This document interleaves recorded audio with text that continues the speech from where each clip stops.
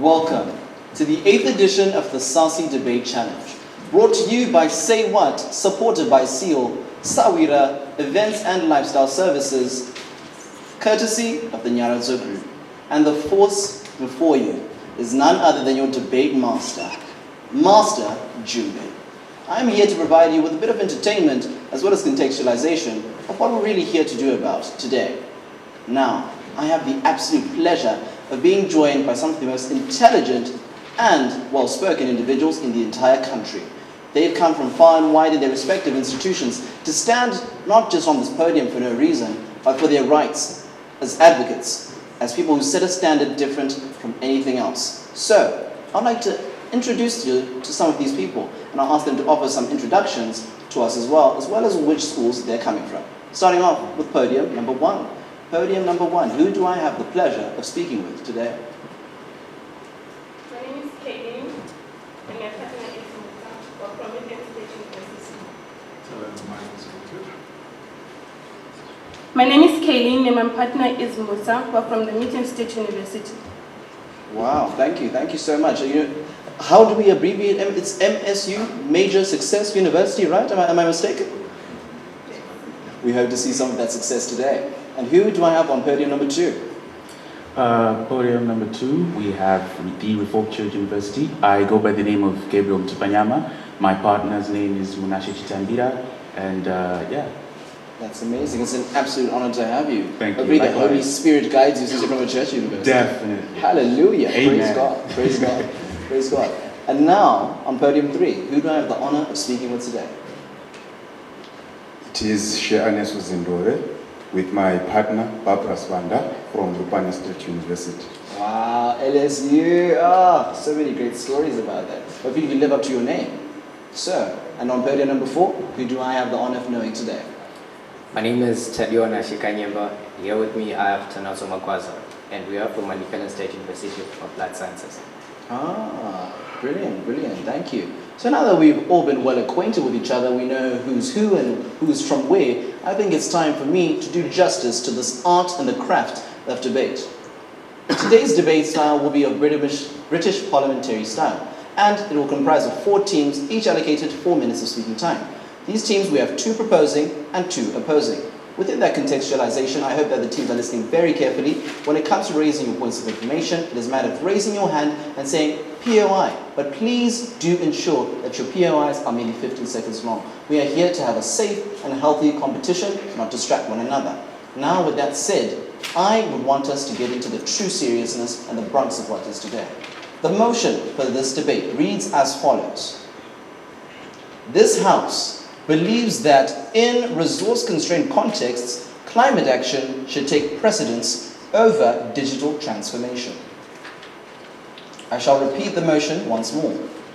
This House believes that in resource-constrained contexts, climate action should take precedence over digital transformation. That being said, I think we're all a bit ready right now. Is anyone nervous at the moment? Anyone nervous? Podium one? Oh, you're nervous? Well, this is the real deal. And I think it's time for us to seal the deal.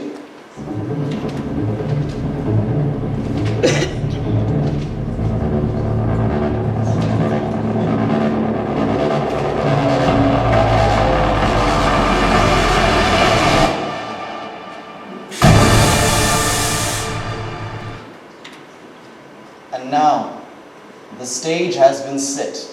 It's the moment that we love more than anything. It's the time where people transform from just mere students into honorable, respectable speakers. And now, at this moment in conjunction, I would like to call upon the first speaker, the Honorable Prime Minister, to come forward and take center stage and provide us with their case and argumentation. Prime Minister, please come forward.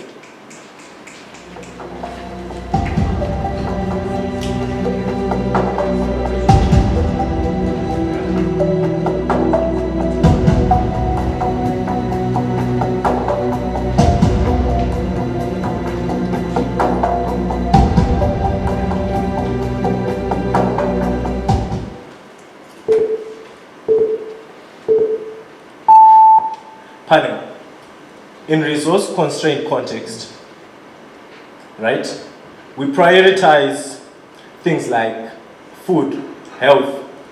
We also prioritize things that bring urgency. And in such a situation, we think that resource-constrained context, climate action should take precedence over digital transformation. So when we look at climate action itself, we think that it is a way where we mitigate the effects or the impact of climate change. We talk about the ways that we help recover or reduce the effects of maybe the recent El Nino that occurred last year. And panel, we think that it is relevant that we look at urgency and see what is necessary at that moment to deal or loosen up or lessen the effects of climate change. Panel, with digital transformation, we think that it is an investment in technology and other sectors that are related to that. Understand, panel, that yes, it is relevant, but is it urgent at this moment? We think that the urgency here is the most important aspect in such a situation. Are we going to prioritize buying Starlink, or we are going to prioritize trying to help people that have been affected by a flood? Are we going to prioritize maybe an evacuation plan? We think that here, we think that in resource-constrained context, climate action should take precedence. We have emphasized on urgency, and we think that urgency is the most fundamental, important, or most important key issue. And we think that when we are under urgency, we have to prioritize climate action. Now, we want to identify people that are most affected by climate action. We think that climate action usually affects people that are marginalized. We think of people that exist within the rural areas. And when they are affected, it also affects people that are living within the urban areas. Why? Because the rural sector, it is where most of our agriculture input, including food and other things, come from. And we think that we should prioritize food over digital transformation. Now, panel, when disaster strikes, we will show you the effects of what happens when disaster strikes, right? We think that when it happens, we get more cases of abuse in rural areas. Why? Because of the context, because people are trying to make a living, and because they are being affected by climate action. We think that women in the rural areas will fail to deliver a lot of things because they have to concentrate on making sure that they feed their families. We think that when that happens, people are going to walk long distances to look for water, and we think that is problematic in our world. Now, the effects of not prioritizing climate action, as mentioned before, we say that we are going to have a lot of cases of abuse, right? We think that in such a situations, people that are able to address the situations are going to get an upper hand, and we think that it is problematic in our world. Now, panel, what we are saying is the issue of urgency, where we think that in resource-constrained economies, urgency is the most important thing. We think that at this level, the most important thing to do is to address the effects of climate change, because we are failing as a country, because we are running out of resources, and that resources can only be saved when we address effects and impacts of climate change. And we think that digital transformation is important, but at this moment, digital transformation is not urgent enough for us to leave other things like addressing El Nino, addressing the droughts, addressing the rain seasons, where we are saying that we are getting less rain. And at this moment, we think that urgency should take place and climate action should be the core value. With this, I rest my case.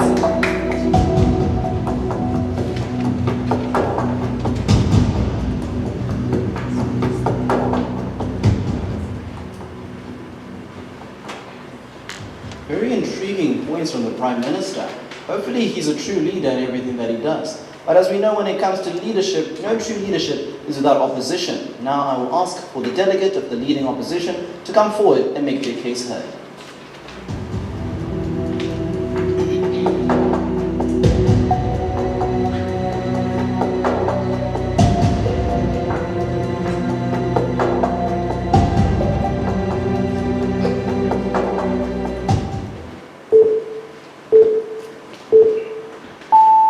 Ladies and gentlemen, I think the government in its entirety, at least for the Prime Minister particularly, is apparently claiming that climate change should be considered in the short term. What do you mean by this? He's apparently claiming that this particular problem of climate change should be addressed in the short term, in the sense that we should be only focusing on the provision of actual key resources.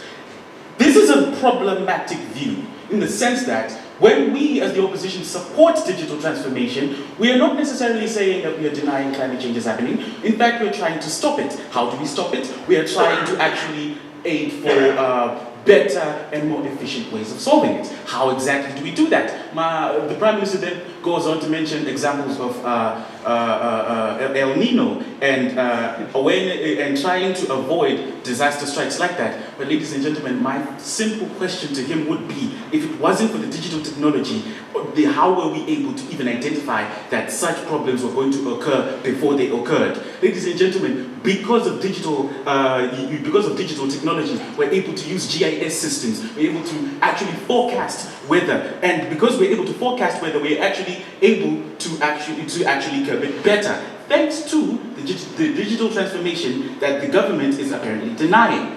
Now, we also notice that the Prime Minister is now acknowledging and claiming that the investment in technology is great. Thank you for that. Because, I'll tell you later. Because apparently, because of that acknowledgement, we now notice that they are even going as far as to say that we need to focus on evacuation plans. But I'll go back to the same point, where those similar evacuation plans need the digital technology that they are apparently denying. Also, ladies and gentlemen, we also notice that we as the opposition believe that when it comes to digital transformation, we are thinking long-term, because climate change is, again, long-term. We are trying to reduce the effects of climate change, and we are trying to apply digital technology in a smart way that allows for a systematic approach, a measurable approach, a reliable approach that not only just focuses on the bare minimum, but also allows us to curb the effects of climate change. It's a long-term investment for economic growth. The introduction of digital technology brings awareness of the technology's existence. It brings jobs coming with using the technology. It comes with It comes with the fact that even if we have the technology, it's better than if we didn't have it. Old methods don't work if we continue to use them. If we continue, I'll take an instance and I'll take a grab from agriculture. Monoculture doesn't work, but if we do crop rotation, that would be better. Similarly, if we apply digital technology into the fulcrum of trying to solve climate change, we'll be able to solve the problem better. Now, we are more than happy to oppose, but before I leave the stage, I would just like to inquire now on the POI that has been raised by the government. No questions? Thank you.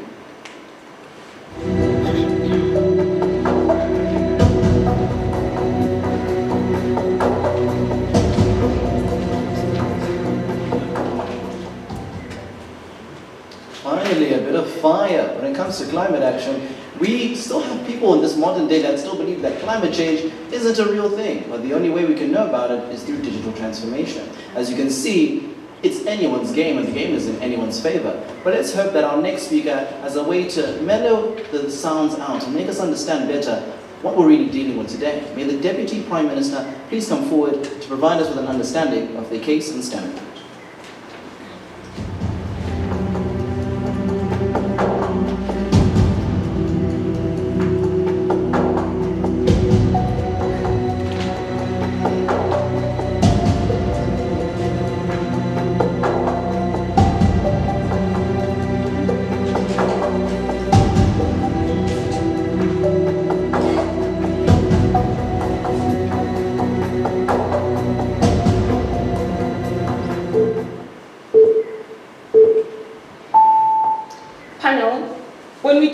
Digital transformation, we are looking at America.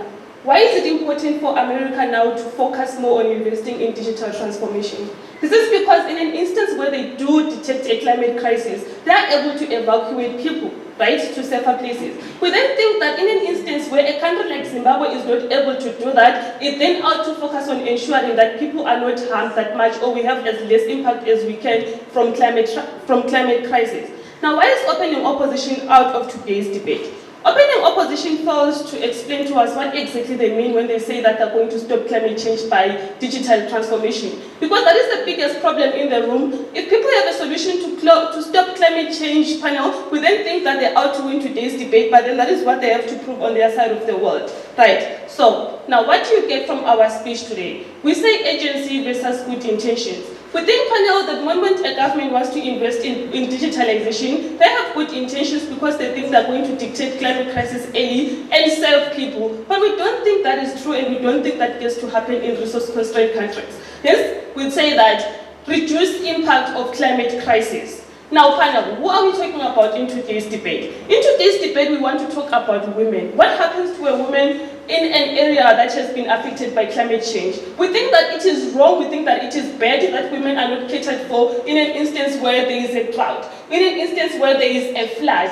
We think that sanitary pads ought to be readily available and women ought to be served in that way. So what does our world look like? Our world looks like a place where women are catered for, where we have sanitary pads always ready for the taking in an instance where that crisis does exist. Now, why do we think this is important? We think this is important in the gender equality chart panel because in instances where there are climate crises, that is when women get abused most. Now, why is this important? We think in an instance where we don't have water and we have only one supply of water and maybe Mr. Ngubebe has a bowl of his own, we think that women then find themselves in compromising positions where they have to exchange sexual favors in order to get clean water. And that is the kind of work that we dispute in today's debate. Learn.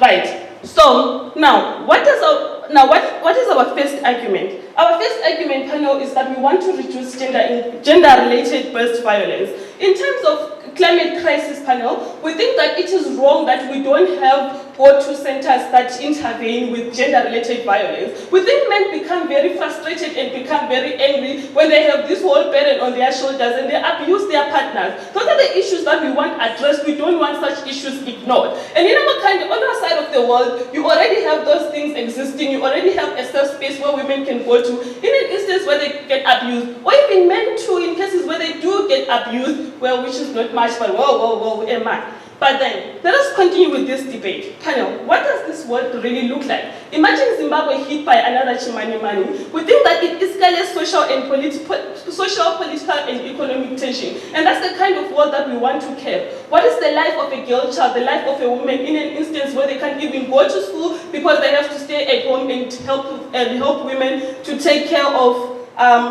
chores and things like that. But then I won't spend much time on that. Panel, another reason why we think women are the most affected by climate change and why we want to venture into that mostly is because we think that in marginalized areas, women focus on agriculture, and in an instance where there is drought, panel, we think that the grandmother who lives off selling grain can't sell grain, which means that they don't have anything to eat, which means that they don't have food. So in an instance where we focus on digitalization, we think we take away that. So instead of focusing on digitalization, let's save women who are marginalized, let's save women who need this more, let's focus on ensuring that in an instance where an agency hits, that we're able to provide them with food and things like that. These are very important proposals.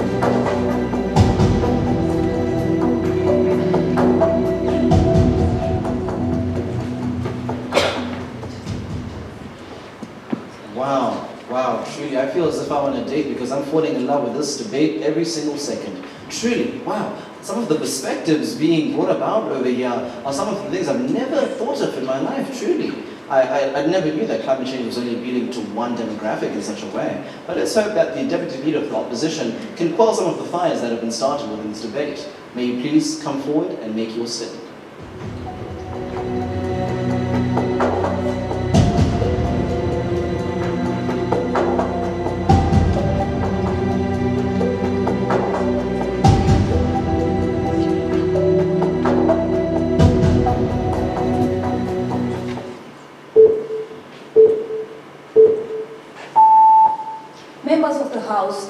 We at the opposition side argues against the motion. We say that digital transformation is not a luxury, but a powerful tool that can help solve climate issues and drive development that empowers people, and therefore it should not be deprioritized. And I would like to ask the Deputy Prime Minister that isn't it boil water part of digital transformation? So that means that digital transformation is good. It empowers us to make resilience on climate change.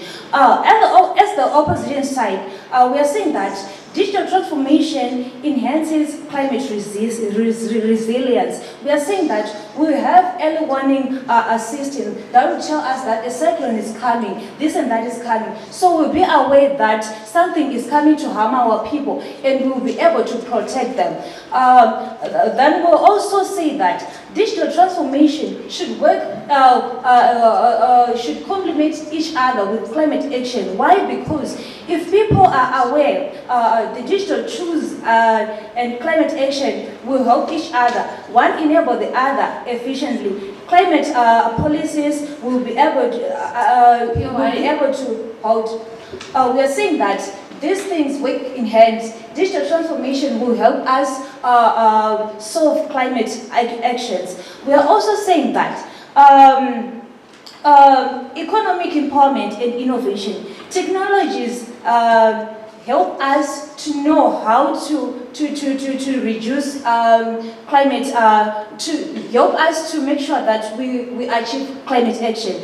We are saying that how can you mitigate something when we don't have access to information? Okay, it's more like you're curing the symptoms other than curing the disease first. We must first have information on how to take action of climate action. We are also saying that digital transformation is important. It should be prioritized. Why? Because it is a long-term payoff. When we invest in machinery that helps us to detect cyclones, floods, and so forth, we can be able to have a long-term investment. People will be able to be aware of what is coming. We go on saying that it also empowers the country itself. How? They were saying that there are people who are marginalized, like the persons with disabilities. They can use digital transformation. They can use digital transformation to have access to infrastructures like tractors that can help them to be aware of the droughts that are coming. They'll be able to make irrigation systems and so forth. With this, we are proud to oppose.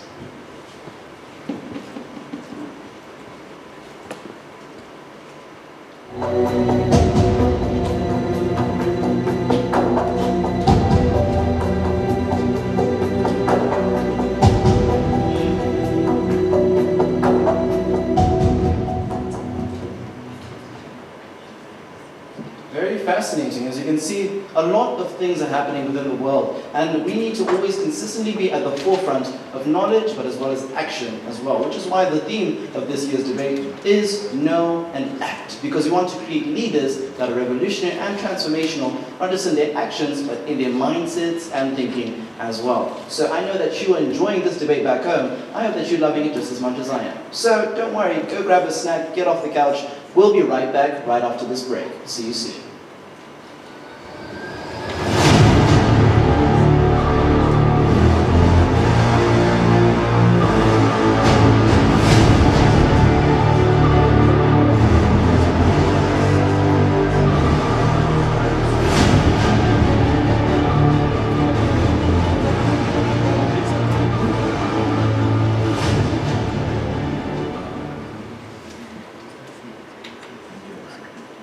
And we are back. I know that you loved the first half of this debate, but now the second one is going to be even better. We are back with a banger. So over here at the SASI Debate Challenge 2025, this is the 8th edition, and I'm your debate master. And let's just say you can call me Master Julie. And now I will hand over the rest of this beautiful time to a member of government to elucidate and tell us more and elaborate upon their issues as well as where they stand concerning this motion. May you please come forward, Honourable Member of Government.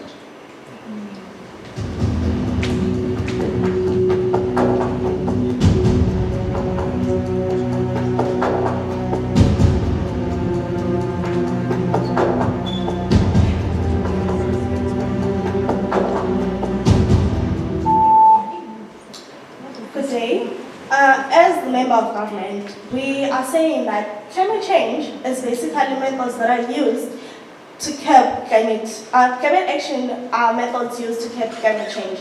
With this, we're saying that in resource-constrained contexts, such as Zimbabwe, we have to prioritize climate action to digital transformation, as we can use both of these without necessarily cancelling out any of them.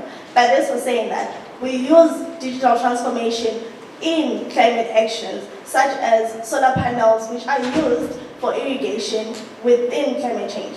We're also saying that we are certain that we'll face climate change, where we're facing droughts, we're also facing cyclones. For example, in Chimanimani, and currently we've been facing the El Nino drought, where the government has, with this, the government has used indigenous knowledge systems to curb this issue by providing Fumbuza, which is a method that is used to ensure that maize and other grains are produced, which in turn ensure that there is food security within a nation.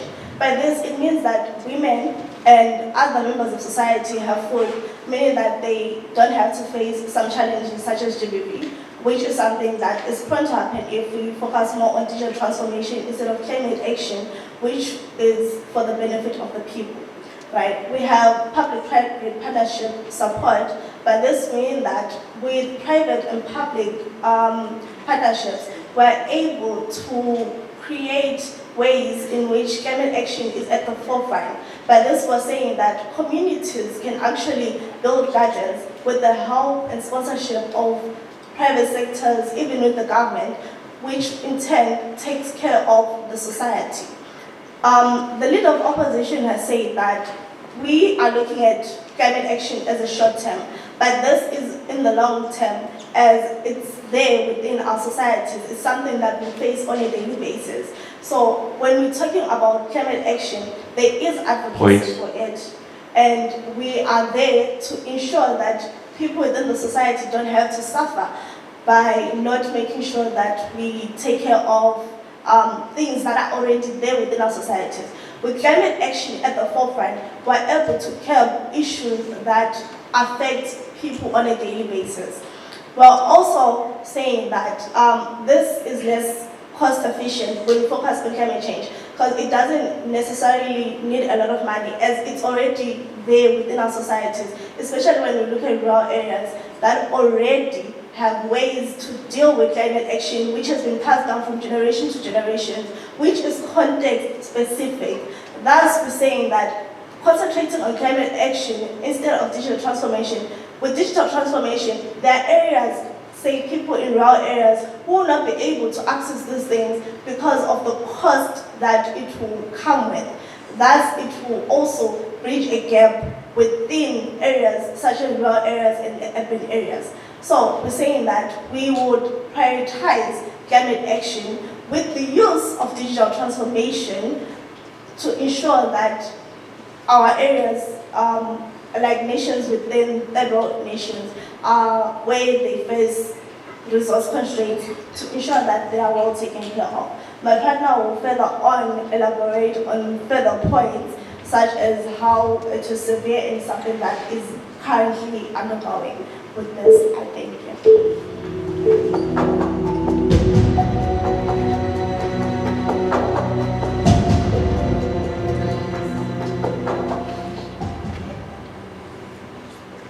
I've always found it fascinating how often European countries and other countries in the West are so adamant on climate change. However, when I look at every Zimbabwean home, we already are participating with biodigesters and solar farms. So the question is, in this world of digital transformation, is Africa even really backward, or should we be leading the charge?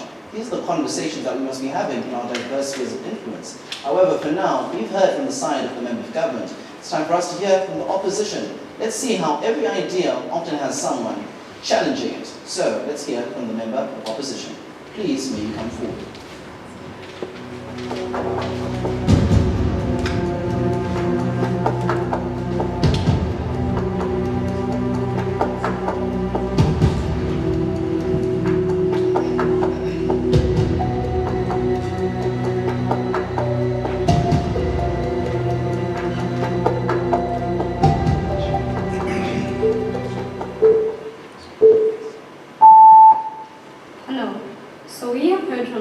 opening government, and they have come here and talked about how the South believes that in resource-constrained context, climate action should be taken precedence over digital transformation, right? But we feel like they did not really answer the question of what this debate should be about, which is, should countries with limited resources prioritize climatic adaptation and mitigation over investing in digital infrastructure, right?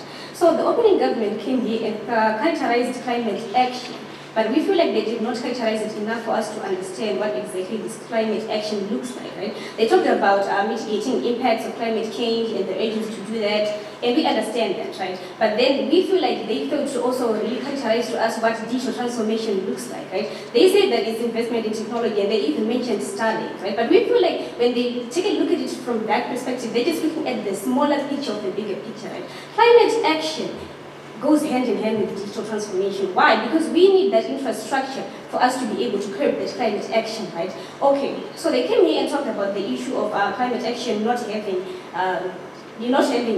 needing enough funds or too much funds, right? But we feel like climate action as it stands is not really doing much to really change the climate impact that is currently in the status quo, right? We have been planting trees, we've been doing whatever traditional stuff that they were talking about, but has that been giving us change? No. So what do we do as a house? We feel like digital transformation, which works hand in hand with climate action, right? We feel like if we use digital transformation in the correct way, and if we tell you what our digital transformation looks like, for example, what we've been talking about the issue of using it to predict things, right? For using it for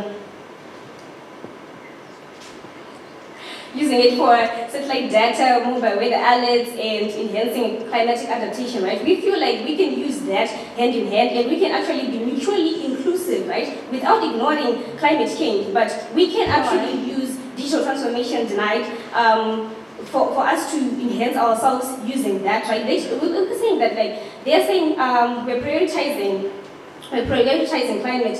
climate change, right, over digital. But is it realistic if the digital tools are the ones that are supposed to help us predict and manage the climate impacts that are currently in the status quo, right? They talked about, we feel like their side of the house does not really see what climate change looks like, because if we were to really come here and talk about boreholes, we are saying that boreholes is actually part of the digital transformation, right? These are part of the things that are actually from that technology that are helping us to be able to curb climate change, right? We talk about the fact that we can actually do these things hand in hand, right? We talk about the fact that climate change actually helps in economic growth, right? Digital transformation is key to resilience and economic growth, which can help us to find funds, which can then help us to curb climate action, because climate action actually needs those funds for itself, right? We talk about digital transformation fueling economic growth, and then we can be able to find climate action and sustainability. We talk about the fact that climate and digital transformation are not mutually exclusive to each other, right? We can actually use these skills, because if we actually look at the current status quo as the global south, we're actually very far much behind, right? And we cannot be getting even further behind by saying let us not focus on digital transformation and focus on survival, because at the end of the day we risk falling even further behind globally, right? So we feel like digital learning and fintech are lifelines in disasters, which means that this digital transformation is the same digital transformation that is actually helping us to curb that climate action. Having said that, we feel like climate action itself, as we have said, is not efficient so far because it is not actually working hand in hand with digital transformation. So we feel like that digital transformation is far more important for us to focus on, because it then gets back to the house of curbing that climate action that they are talking about. And with that, we thank you.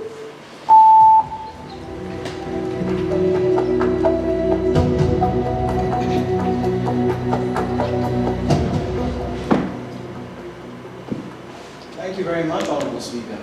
I don't know what it is about the energy over here, but something is making me feel quite as if you guys are getting a bit mischievous right now.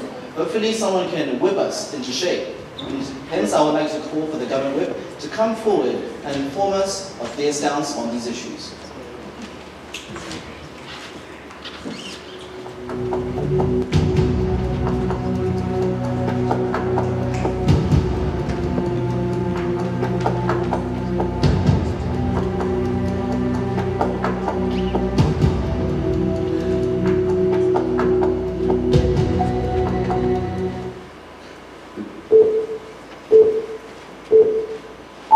Ladies and gentlemen, what makes us special as the closing government is that we realize the importance of both climate action and also digital transformation. But in realizing the importance of both, we are saying that there are alternatives that we can actually take, alternatives that can enable us to address both of these problems at once. What are we saying? We are saying that in our strategizing, in our planning, and in our approach, we have the ability to actually combine the two in a mannerism that we are able to get results. Results that can actually enable us to have dual solutions that have got a widespread coverage in terms of the impacts in economy, in education, in health, amongst others. Ladies and gentlemen, what we get from the opposition bench is very disappointing. First of all, they've not realized the context that we have here. The context that we have here is a country. And the context that we have here is a space where there are limited resources. Already the resources are limited, they are constrained. So what we then say is this: we have got a method that we have got a position that we are taking, and that is the position of climate action. What are we saying? We're saying this is actually a position that has got the ability to enable us to actually function without digital transformation. What are we saying? What are we saying? We are saying that we have the ability to implement Fumbuza. Fumbuza is less costly. Fumbuza doesn't require a lot of resources. But in actually implementing Fumbuza, we are able to, this is a climate action, ladies and gentlemen. It is able to enable us to actually then have a produce, that is to say agricultural produce, which then enables us to have an income as a country, of course through exportation. And when we have got that income, it is what adds to the resources and even enables us to stretch to other areas, ladies and gentlemen. They tell us, ladies and gentlemen, the opposition bench, about their digitalization being able to bring awareness. This is what shows us the inferiority of what they are proposing. Why? Because awareness is not what is important. What is important is action. With climate action, we are able with climate action, we are able to produce results. We are able to act.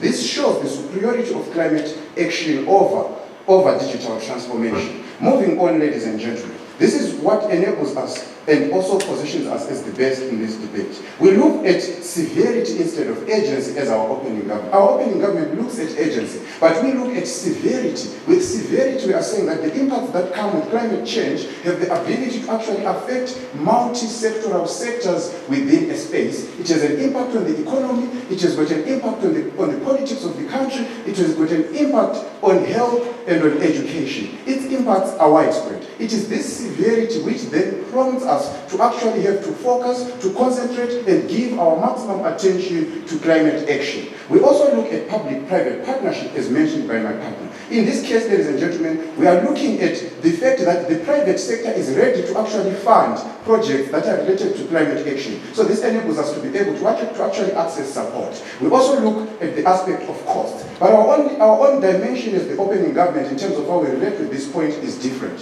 What is different about us? We are saying that in terms of cost, we are saying we are able to implement methods that are traditional, methods that we have the ability to actually afford, indigenous knowledge systems. So these come with less cost, for example, methods such as Fumbuza. When it comes to the feminization of poverty, ladies and gentlemen, we look at aspects.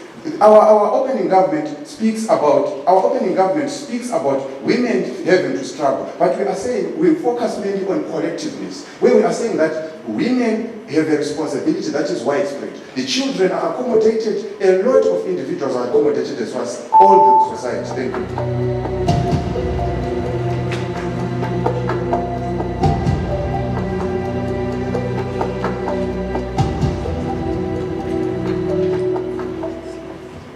Very much, respectable speaker. I don't think there was any other way for us to begin to wrap up this debate. But there's only one more speaker left. And let's hope to see what he's about to bring us today. At the end of the day, each and every single debate that we have is not merely for the sake of fun and argument's sake, but it's to create the change required for our societies and our futures. Hence, I'll ask the honorable speaker of the opposing government to come forward.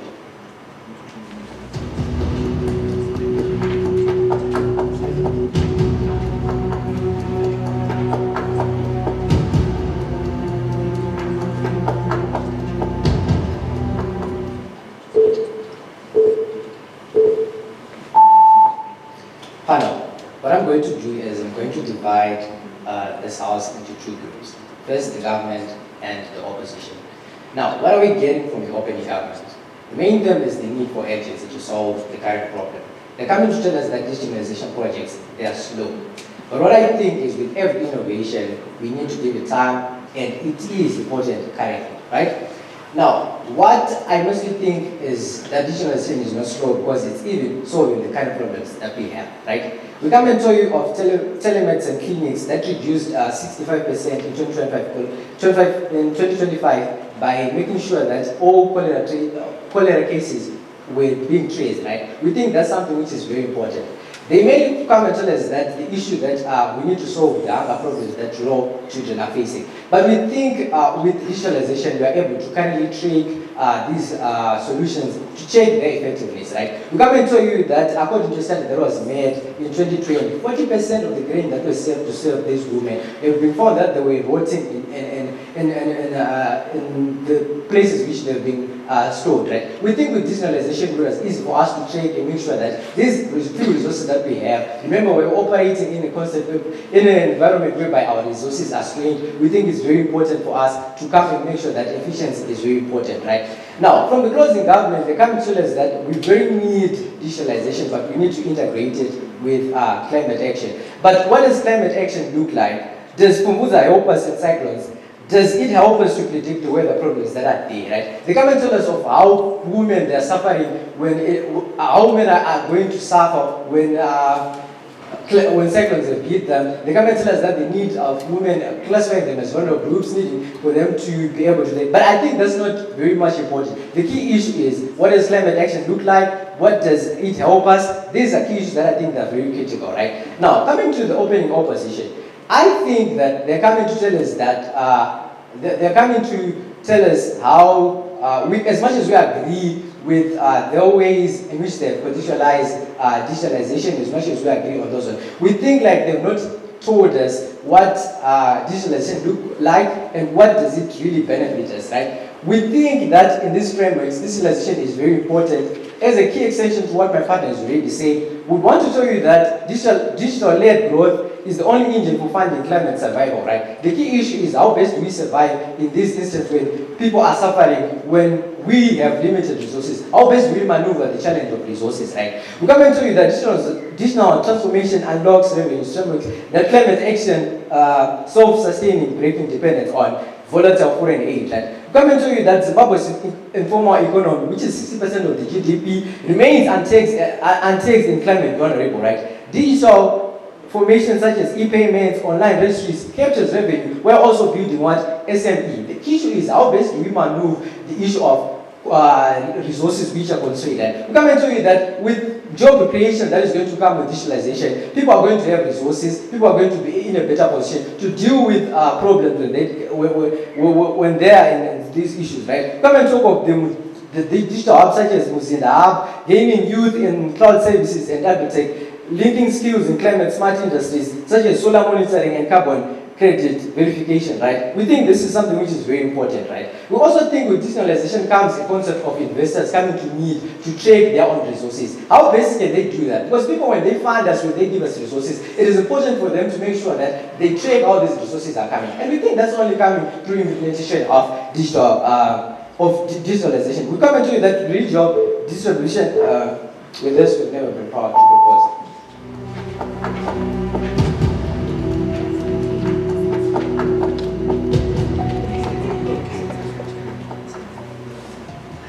What a way to end what a lovely debate we've had today. I hope that you as the team has had as much fun as I am. This has been quite stimulating, quite interesting, hasn't it? You know, I feel my mind is completely refreshed, new perspectives that I've never thought of seeing have been broken up today. But at the end of the day, we're not just here for fun, we're here for victory. We're here to win. So, at this point in time, I unfortunately don't have the ability to give you all the gold stars and medals that you deserve. This will be an honor left to the adjudicators. So, we're going to go on a short commercial break as they participate in some deliberations. See you right after the break.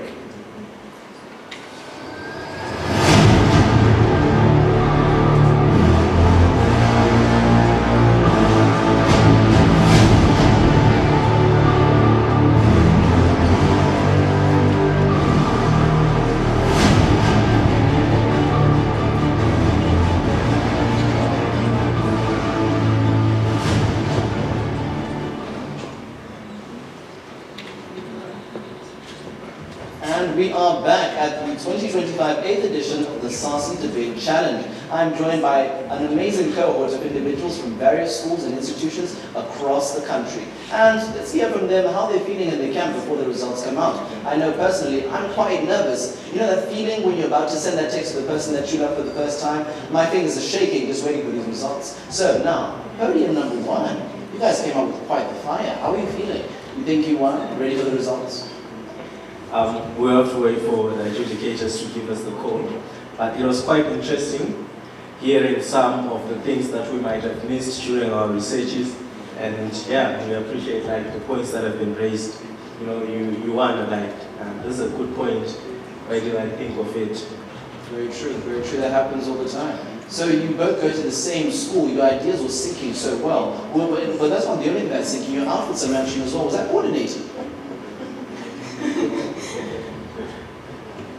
Not really. Oh, so it just happened. It Yes, just happened. it's in the air. It's just in the air. Ooh. You know what else they say is usually in the air, right? I think podium number 2 can answer that for me. What do you think is in the air, podium number 2? Friendship. Friendship indeed. Friendship indeed it is. Amen. Amen. How are you feeling though? How are you feeling? Yeah, it's been exciting. I enjoyed the debate, pretty engageful discussion. I learned a lot, and yeah, can't wait to hear the results. Very true. And you, ma'am, how do you feel? Quite refreshed, like I was, I was in the air. I hope this will improve me. Very true, very true. I believe that SAYWHAT competitions are always quite the learning curve for all of us indeed. Even if you do win or lose, there's always something to learn. It's quite the learning curve. Speaking of curves, let me segue to this other side. So, tell me, how are you feeling podium number 3? We are very appreciative of the moment, of course. It is a moment that enlightened us so much, and at the same time, made us realize the capacity that we have. So we are very appreciative of the moment. Very true. I think I was so shocked by the capacity of all the students. I've never seen people study that hard all night in the dark, truly, before yesterday. One light took me back to grade 7. Load shedding days, hey, crazy. And you, podium number 4, how are you feeling about the event?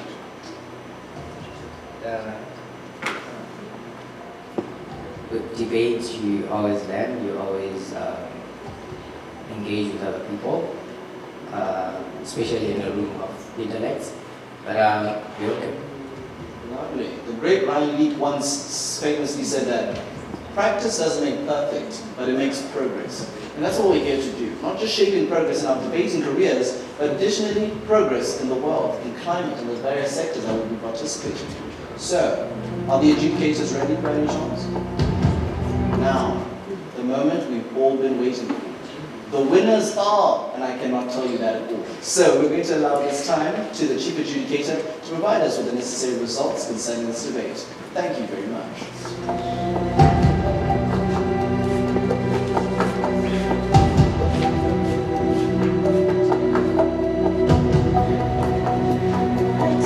Thank you very much. I was the chief adjudicator in this particular debate. I'm going to give you guys the results. So essentially, we thought this was below average to average debate. We think that there were a lot of things that could have been addressed that were not addressed in the speeches of the debaters. But ultimately, it came down to one key point and also the structure that was provided in the debate. I think that provides a little bit of context into the decision that we reached. But should the debaters want individual feedback, they can always come and speak to us or reach out to us. So in first place, we have closing opposition. In second place, we have opening government. In third place, we have closing government. And in fourth place, we have the opening opposition. Thank you very much.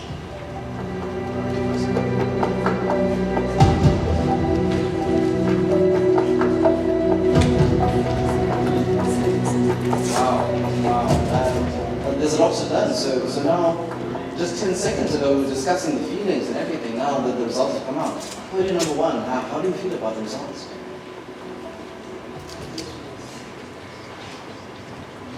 I feel exactly how I was supposed to feel.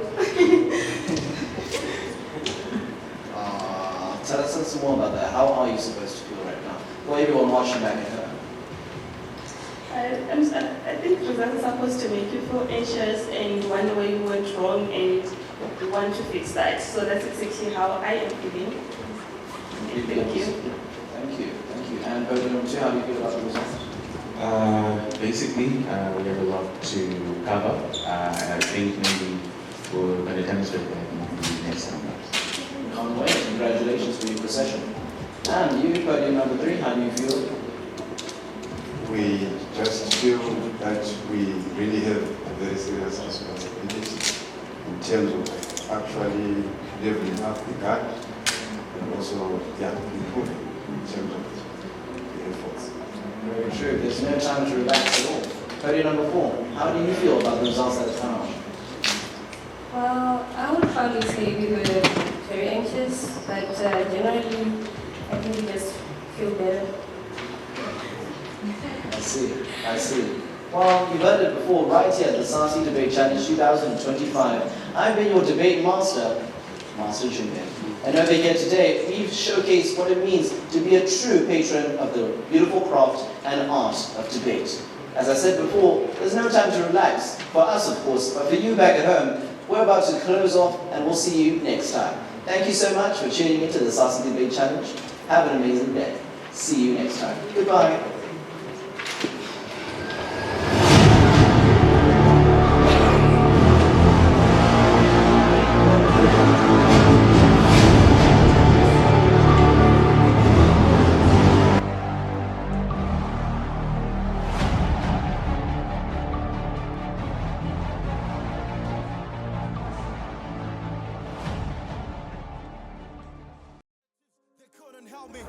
I look up in the sky, God is my angel. I look up in the sky, God gonna save me. I've got a vision, so I gotta work on it. Nobody bring me down, so I gotta go, gotta go.